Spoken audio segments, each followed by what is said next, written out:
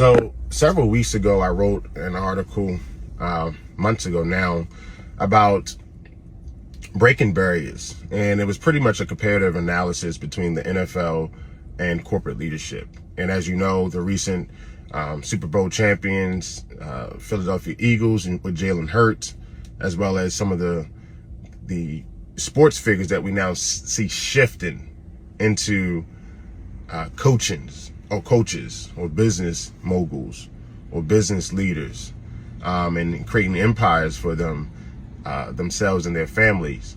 How do they associate that leadership mindset? How do they now switch that leadership gear from sports to now corporate or finance, or from wealth building or to wealth building? And that's something that I took a personal approach with, because I'm looking at it from the standpoint of a former college sports player where there was no NIL. So of course there was no money being passed around based off of name, image, and likeness.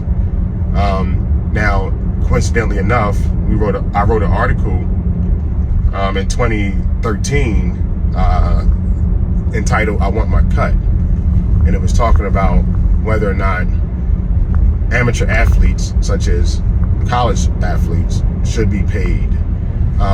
And now, in 2023, or around that time, we see that there are actions, and there have been actions, to ensure that these amateur athletes are getting incentivized for their name, image, and likeness.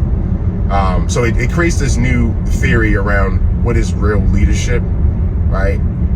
Who owns the identity of that leader? And can I really embody that? And do I have the confidence in myself to really embody that leadership mindset? And I talk about some figures that we all are familiar with. One of my favorite in hometown, the Baltimore Ravens, Lamar Jackson, when they talked about early on when he was drafted, right? Oh, he's going to be a running back, or he's going to be a wide receiver, but never make it as a quarterback. So the idea around what does leadership look like in the sports field from a quarterback standpoint, as well as in the corporate office from a CEO and executive leadership standpoint, we understand that there's disparities in them. So I talk about that in a comparative analysis. I always challenge myself to think about what I love, right, which was sports, and which is sports.